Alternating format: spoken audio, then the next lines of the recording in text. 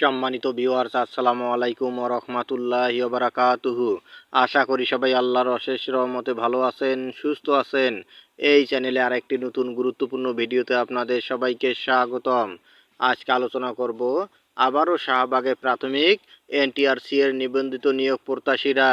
বিস্তারিত থাকছে ভিডিওতে।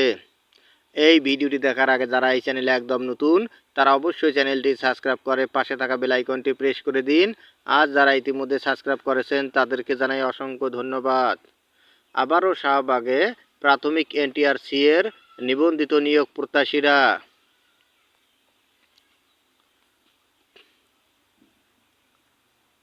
পুলিশের লাঠিপেটা, জলকামান ও টিয়ার গ্যাসের মুখে শাহবাগ থেকে সরে যাওয়ার পর আবার সেখানেই ফিরে এসেছেন প্রাথমিক বিদ্যালয়ের সুপারিশপ্রাপ্ত শিক্ষক এবং শিক্ষক নিবন্ধন ও প্রত্যয়ন কর্তৃপক্ষের এনটিআরসি এ নিবন্ধিত নিয়োগ প্রত্যাশী আন্দোলনকারীরা। প্রাথমিকের নিয়োগ বাতিল হওয়া প্রার্থীদের নেতা তালুকদার পিয়াস বিডি নিউজ 24.com-কে বলেন, আমরা শাহবাগে জাতীয় জাদুঘরের সামনে সড়কের পাশে অবস্থান নিয়েছি। এখানেই রাতে অবস্থান করব। তবে তারা দুপুরের মতো মূল সড়কের পাশে অবস্থান না করে সড়কের এক পাশে পলিথিন বিছিয়ে বসায় যান চলাচলের সমস্যা হচ্ছে বলে জানিয়েছে পুলিশ।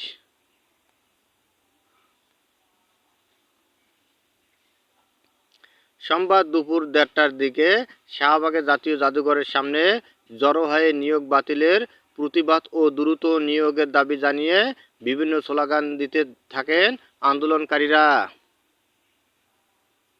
পরে তাদের লাঠিপেটা করে ছত্রভঙ্গ করে দেন আইনশৃঙ্খলা বাহিনীর সদস্যরা। তবে সে সময় সাউন্ড গ্রেনেডের আওয়াজও পাওয়া যায়। পুলিশের জলকামান থেকে ছোড়া পানির তোড়ে সন্তান কোলে এক নারী আন্দোলনকারী পড়ে যাচ্ছেন এমন একটি ভিডিও সামাজিক মাধ্যমে ছড়িয়ে পড়ে। নারী আন্দোলনকারীদের মারধর ও হেনস্থা করার কিছু ভিডিও ছড়িয়েছে সামাজিক যোগাযোগ মাধ্যমে। এইসব ভিডিও শেয়ার দিয়ে পুলিশের সমালোচনা করছেন অনেকে। এ বিষয়ে প্রশ্ন করলে ঢাকা মহানগর পুলিশের জনসংযোগ বিভাগের উপকমিশনার মোহাম্মদ তালেবুর রহমান বলছেন, শাহবাগে রাস্তা বন্ধ করে যান চলাচলে প্রতিবন্ধকতা সৃষ্টি করা হয়েছিল। সেখানে পুলিশ পরিস্থিতি স্বাভাবিক রাখার জন্য ন্যূনতম যে ব্যবস্থাটা নেওয়া দরকার সেটা নিয়েছে। আন্দোলনকারীরা দুপুরে জলকামান ও লাঠিপেটার মুখেও শাহবাগ অবরোধ বহাল রাখতে চেষ্টা করেন। তবে পুলিশ টিয়ার সেল ব্যবহার শুরু করলে তারা সড়ক ছাড়েন।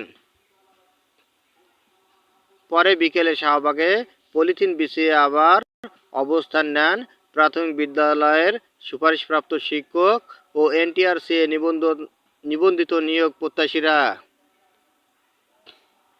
গত বৃহস্পতিবার ঢাকা ও চট্টগ্রাম বিভাগে সরকারি প্রাথমিক বিদ্যালয়ে শিক্ষক পদে কোটায় নির্বাচিত হওয়া 6,531 জনের ফল বাতিল করে হাইকোর্ট।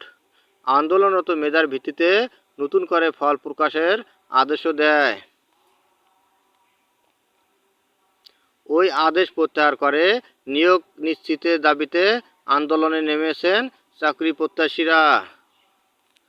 ধন্যবাদ জানিয়ে বিদায় নেওয়ার আগে আবার অনুরোধ জানাই, যদি ভিডিওটি ভালো লাগে এবং সর্বশেষ শিক্ষামূলক আপডেট ভিডিও পেতে চান তাহলে অবশ্যই চ্যানেলটি সাবস্ক্রাইব করুন। ধন্যবাদ সবাইকে।